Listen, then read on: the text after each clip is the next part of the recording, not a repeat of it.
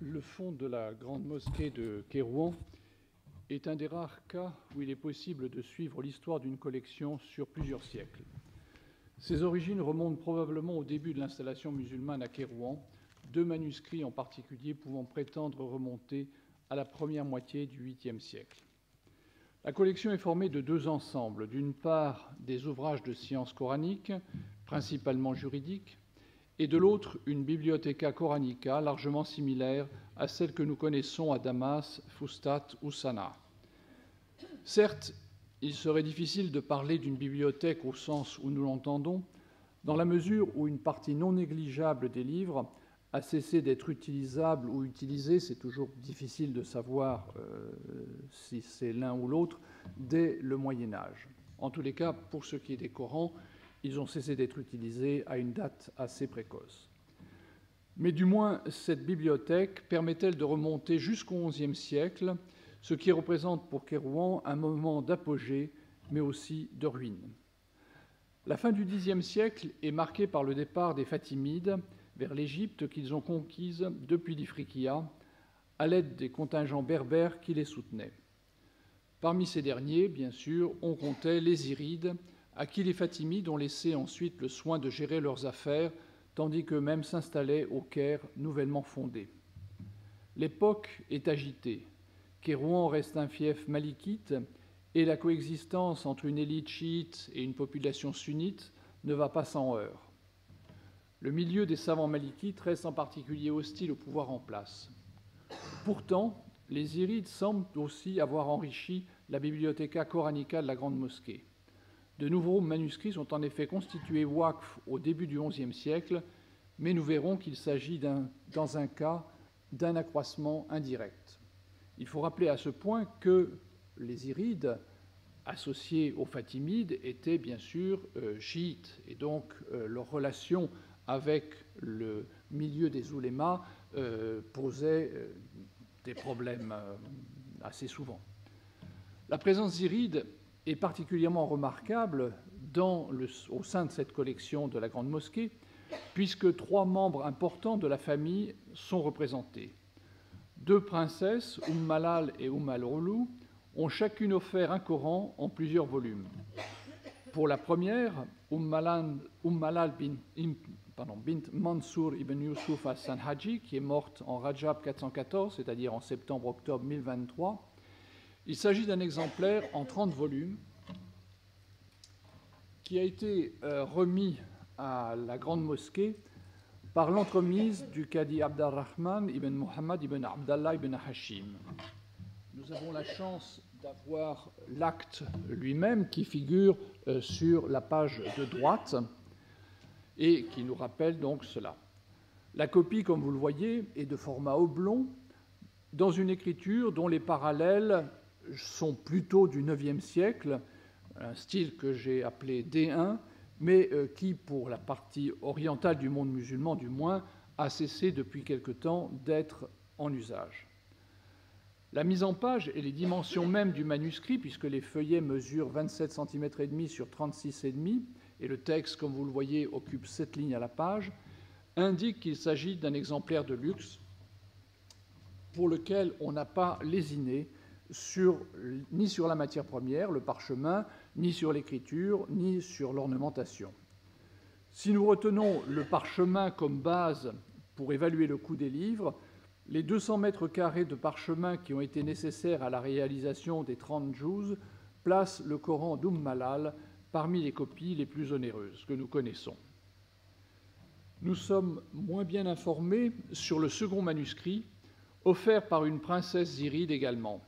Il est en effet malheureusement réduit à l'état de fragments qui contiennent fort heureusement des notes, celles que vous voyez sur l'écran par exemple, indiquant que les volumes, on peut présumer qu'il s'agit d'un Coran en 30 juz, avaient été constitués waqf par Al-Ulu bint Badis, la sœur donc du souverain ziride Al-Mu'izz ibn Badis, en faveur du masjid de Ibn Abd al-Muttalib de Bab Salam en Jumada 2 428, c'est-à-dire en avril 1037. Il s'agit de nouveau d'une copie de format oblong, de dimension un peu plus modeste que le Coran Malal. Dans leur état actuel, et vous voyez qu'il s'agit vraiment d'un Coran à l'état de fragment, alors que l'autre était quand même dans un état plus favorable, dans leur état actuel, les feuillets de parchemin mesurent 17 cm sur 28,5. Même s'ils ont perdu un certain nombre de centimètres carrés, ils étaient de toute façon, dès l'origine, plus petits que celui Malal. Leur présence parmi des manuscrits qui étaient conservés dans la grande mosquée ne doit pas surprendre. Le Waqf est en faveur d'un masjid qui est en dehors, enfin qui est à la porte de Kérouan. Donc on peut se demander pourquoi il se retrouvait avec les manuscrits de la grande mosquée. C'est tout simple. On a d'autres exemples qui correspondent tout simplement à un mouvement de rapatriement des copies coraniques initialement déposées dans des mosquées périphériques. L'époque ziride est marquée par l'invasion des Banu Hilal, et cette invasion provoque la ruine de Kérouan et un effondrement démographique qui réduit la ville à peu de choses. Les murailles sont beaucoup trop grandes pour la ville et donc on se concentre dans la partie centrale. Les mosquées périphériques sont abandonnées, tombent en ruine et donc il n'est pas possible d'y laisser des copies du texte sacré. J'ai laissé pour la fin le dernier Coran princier ziride, celui qui est associé au nom du souverain ziride Al-Mu'izz ibn Badis, qui eut un long règne de 1016 à 1062. Comme c'était le cas pour les manuscrits précédents, il s'agit d'un exemplaire de format oblong sur parchemin, copié à raison de 5 lignes à la page, sur des feuillets de 22 cm et demi sur 31,5, dans un style dont les parallèles, cette fois encore, datent plutôt du IXe siècle, un style que j'ai appelé Détroit. Cette luxueuse copie, richement enluminée, est accompagnée par un document d'une valeur historique tout à fait exceptionnelle. En tête des volumes figurait en effet une déclaration du souverain rédigée à la première personne du singulier, peut-être donc de la main même d'Al-Mu'izz, qui contenait une profession de foi sunnite ainsi qu'une malédiction lancée contre les Fatimides. C'est-à-dire que ce Coran portait en quelque sorte le ralliement de Al-Mu'izz et des Zirides au sunnisme et la répudiation du chiisme, et il se terminait donc par un acte très bref constituant ce Coran en Waqf en faveur de la grande mosquée de Kérouan. À côté de ces 3 manuscrits, plusieurs autres copies conservées dans le fond de la grande mosquée sont associées à des membres de l'entourage de la famille ziride, c'est-à-dire une sorte de deuxième cercle. Un premier a été constitué Waqf par un membre du groupe des ulama kérouanais. Il s'agit de Imran ibn Ahmad ibn Imran al-Balawi, qui fit enregistrer sa donation en Rabi 1er 413, juin 1022, par le cadi Abd-ar-Rahman ibn Muhammad ibn Abdallah ibn Hashim.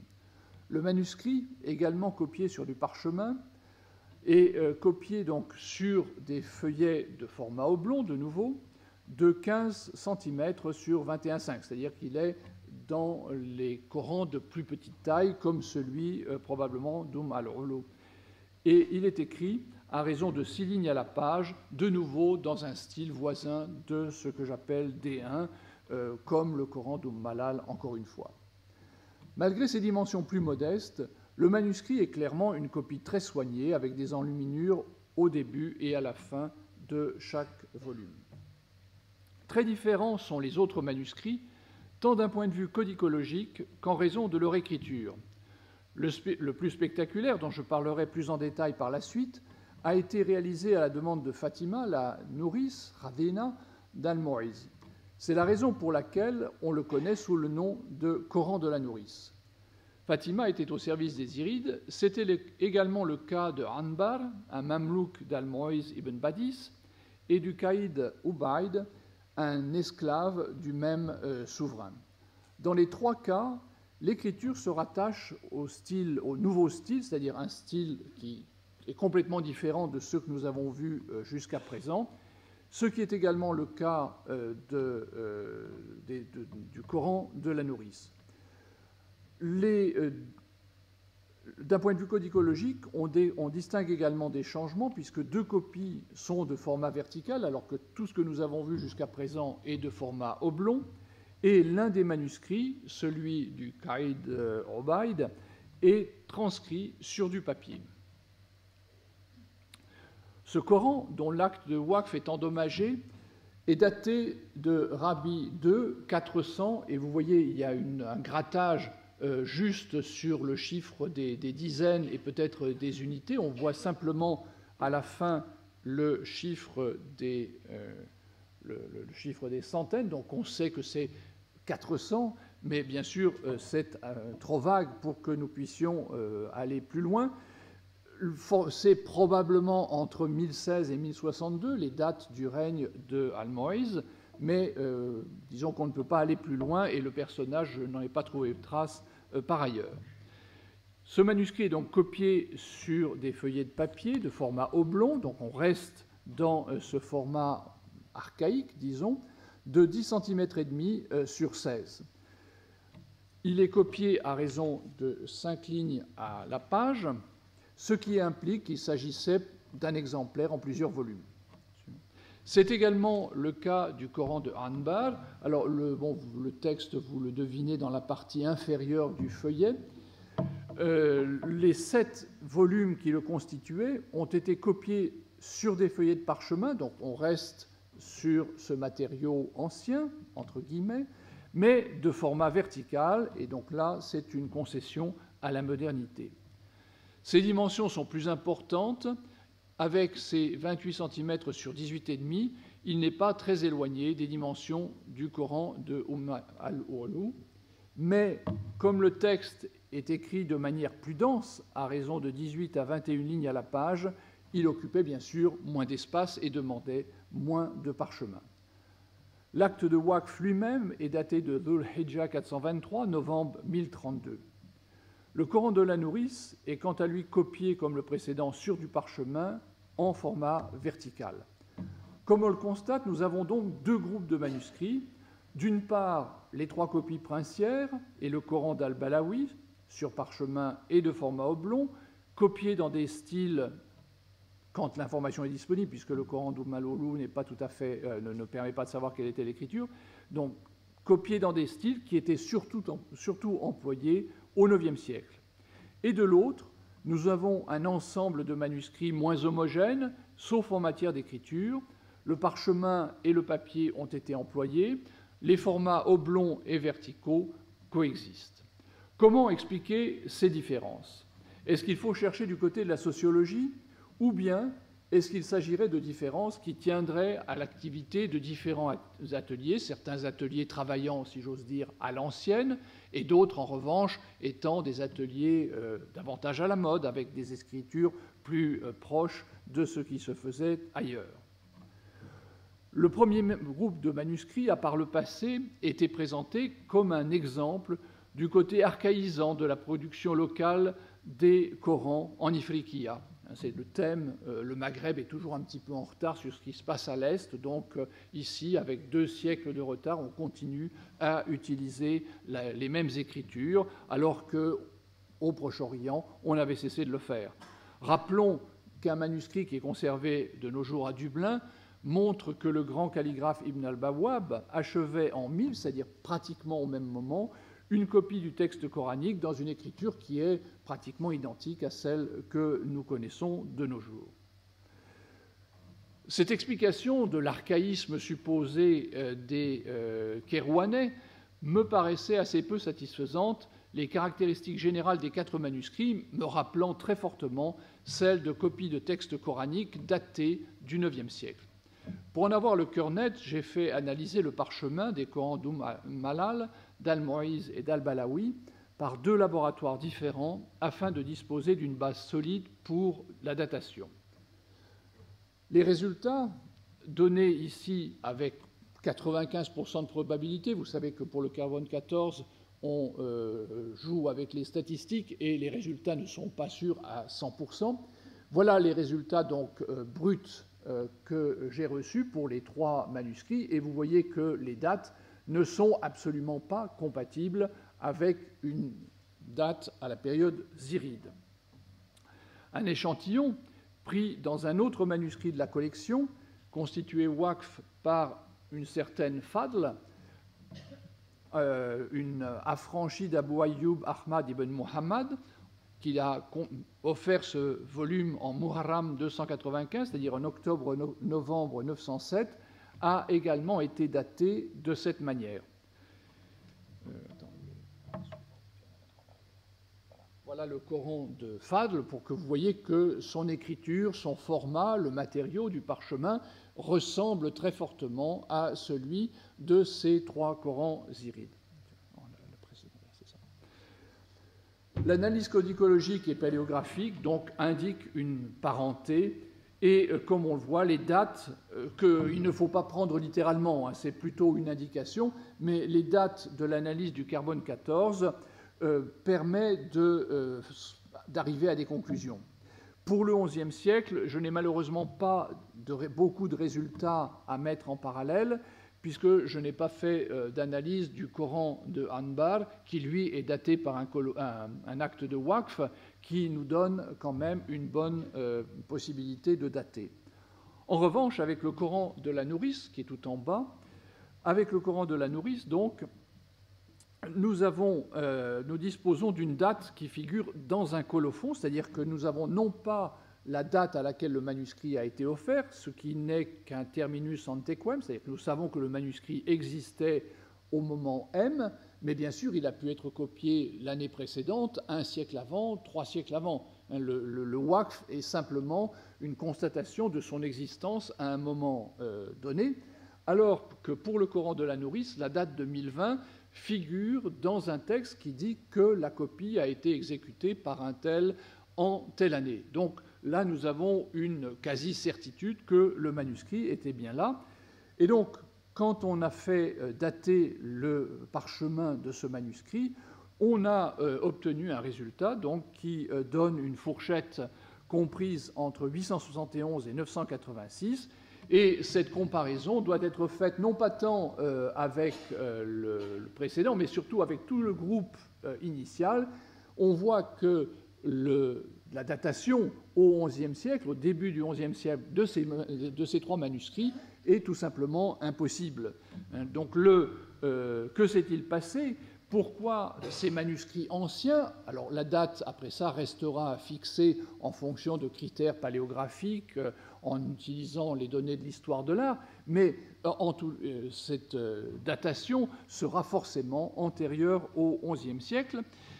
Mon hypothèse, c'est qu'il s'agit de manuscrits qui ont été récupérés dans un autre endroit et réutilisés par les Zirides. Alors bien sûr, il y a un épisode qui est tout récent, au début du XIe siècle, qui offre une possibilité d'explication, c'est la conquête de l'Égypte par les Fatimides, à laquelle les contingents berbères que je signalais au départ ont pris part, et à cette occasion, il n'est pas impossible qu'ils aient, dans leur butin, récupéré des manuscrits qui étaient impressionnants et les aient transportés à Kérouan, puis offerts dans des conditions qui restent à examiner.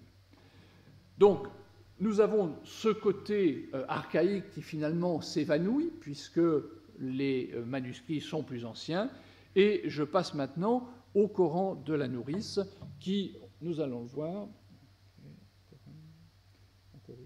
voilà. Le Coran de la nourrice, qui, lui, représente une production du début du XIe siècle, de même probablement que le Coran de Anbar, même si ce dernier n'est daté que par un waqf. Nous le connaissons depuis longtemps, ce manuscrit, depuis 1914, pour être précis, date de la première publication où on le mentionne. Les informations à son propos sont aussi remarquables que le manuscrit lui-même.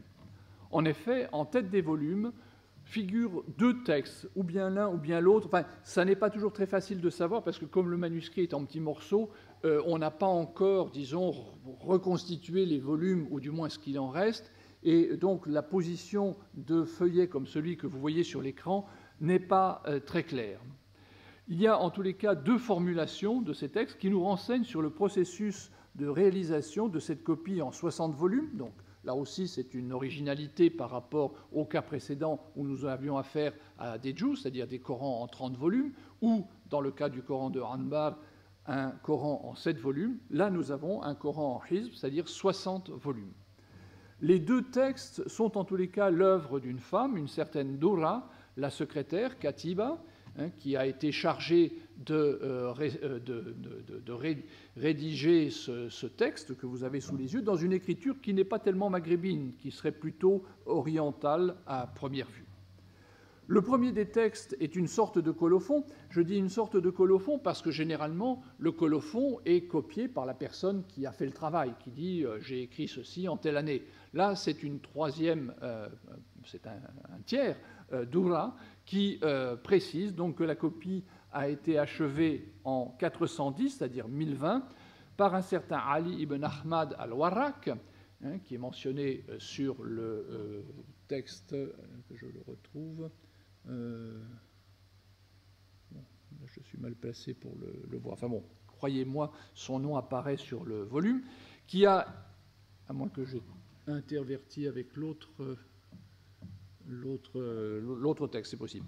En tous les cas, le texte nous précise qu'il a ajouté les points voyelles, qu'il a réalisé les enluminures et qu'il a relié les volumes.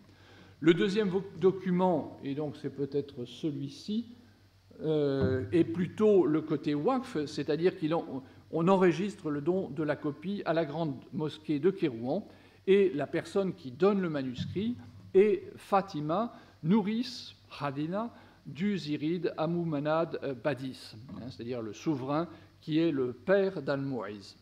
Une partie de l'information est reprise dans une inscription gravée sur un coffre en bois que nous verrons plus tard, dans lequel était conservé le manuscrit.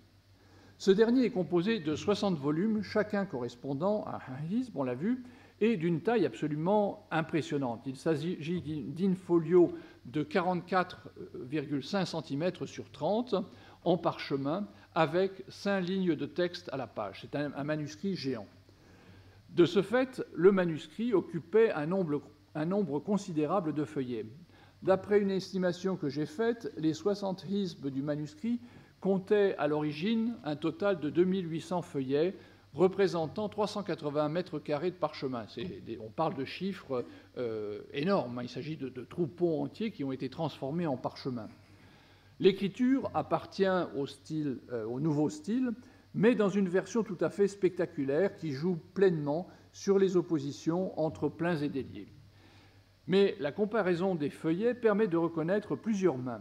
Pour réaliser cette copie hors norme, Ali ibn Ahmad, le Warraq qui est mentionné dans le colophon, n'a pas été seul à travailler. Il a eu avec lui des collaborateurs. On va voir quelques exemples. On reconnaît une certaine homogénéité entre les différentes contributions. Les lettres ou parties de lettres les plus grasses, c'est-à-dire tout ce qui est au niveau de la ligne d'écriture, ces parties de lettres donc ont été peintes, en ce sens qu'avec le calame lui-même, on n'aurait pas réussi. Là, c'est avec le calame qu'on a tracé cette ligne. Mais bien sûr, pour faire ces énormes têtes de lettres, il a fallu peindre la lettre. Et dans certains cas, on voit les coups de pinceau ou de calame qui ont été donnés pour noircir des surfaces on parle de centimètres carrés.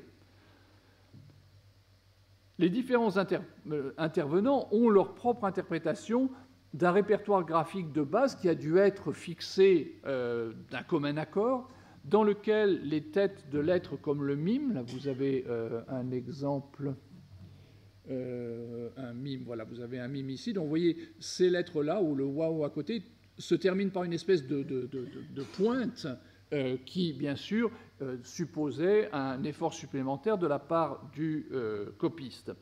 Donc cette terminaison en pointe est caractéristique. Les ligatures, c'est-à-dire la liaison des lettres par en dessous, est assez volontiers marquée par des sortes de petites indentations qui passent par en dessous. Dans le cas du Aïn en particulier, on a pratiquement une série en dents de scie, et l'alif final que vous voyez ici est avec une sorte d'ergot qui passe sous la ligne. Très caractéristique est également la façon d'écrire le noun, avec 3 segments, 2 plus gras, reliés par un trait plus fin. 2 groupes de feuillets, me semble-t-il, peuvent être distingués. D'une part, ceux qui présentent la variante mince de l'écriture, comme celui que vous avez sur l'écran. De l'autre, ceux où apparaît en revanche une version grasse. Dans la première, une bonne partie des lettres ont souvent été tracées avec un calame, certes relativement épais, mais d'un seul coup. C'est spécialement vrai pour le noun final que je viens de montrer, où le contraste entre les différents éléments n'est pas trop marqué. Seules certaines teintes de lettres, comme je l'ai dit, pourraient avoir été repassées, je crois que c'est le cas ici, pour atteindre l'épaisseur souhaitée. Sur quelques feuillets, on a même une version plus mince qui est généralement sans vocalisation, ce qui pourrait être l'indice que c'est un autre, disons, un autre intervenant qui a été chargé de cela. La variante grasse est représentée par cette main qui emploie bien sûr le même répertoire de formes, mais avec une densité de l'écriture différente sur la ligne et sur la page. Et il y a peut-être à distinguer à l'intérieur de ce groupe 3 intervenants. Vous retrouvez donc les caractéristiques habituelles. Vous voyez là par exemple un mime, vous voyez cette façon de marquer la ligature entre les lettres avec cette espèce de petit retour par en dessous, ou ici. Et vous voyez, sur certaines des lettres, on distingue les coups de calame ou de pinceau qui ont été donnés. Regardez les mimes. On voit il y a des endroits qui sont un peu plus marqués. Là, il y a sans doute une retouche qui a été faite pour compléter la noirceur de la lettre. Ou encore ici, hein, on voit bien qu'il a fallu s'y reprendre à plusieurs reprises pour atteindre ce résultat. Donc, c'est cette main, disons, plus marquée, qui est associée à une autre main qui est différente. Vous le voyez, par exemple, la forme du noun. Les autres écrivent le noun avec un segment, un trait qui fait un angle et un autre segment plus gras. Ici, on suit, il y a une espèce de courbure qui indique très clairement que c'est un autre personnage qui a travaillé sur cette partie du manuscrit. Suivante. Le manuscrit est également décoré. Je dois ajouter qu'il, comme vous l'avez sans doute remarqué, il n'y a pratiquement pas de diacritique. L'écriture est là, on n'a pas les points qui distinguent, on a la vocalisation qui est en rouge, c'est la vocalisation moderne qui est utilisée en rouge, comme on le faisait autrefois avec les points voyelles rouges, justement, à l'époque de ces manuscrits archaïques dont j'ai parlé au départ. Et puis vous avez également en couleur les shadda, le hamza, etc. Donc c'est une autre personne ou à une autre étape que l'on a ajouté ces voyelles. Et dans le colophon, je le disais, il est dit que le texte a été vocalisé à cette époque. Donc c'est quelque chose de tout à fait contemporain. L'enluminure occupe une place importante dans le manuscrit. Les versets ne sont généralement pas distingués. On a de temps à autre une rosette, mais on a l'impression que c'est plus une matière de décision au hasard que véritablement quelque chose de systématique. En revanche, les groupes de versets, ceux de 5 et de 10, sont signalés généralement en marge de gouttière.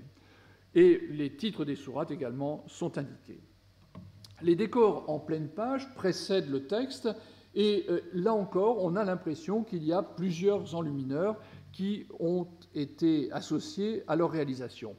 Le schéma général est celui que vous voyez ici, c'est-à-dire que vous avez un cadre et puis un rectangle central décoré.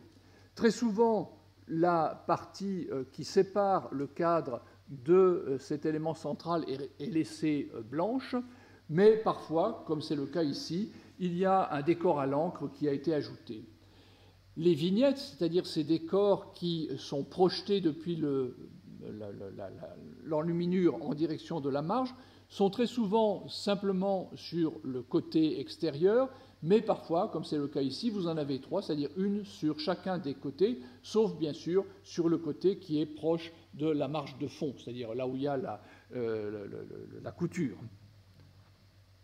Alors on a ici un exemple des bordures. Les bordures sont un indicateur probablement de la personne qui a fait ces enluminures. Ici, on a un motif en petit triangle qui est déjà connu au IXe siècle, donc ça, c'est un signe d'archaïsme.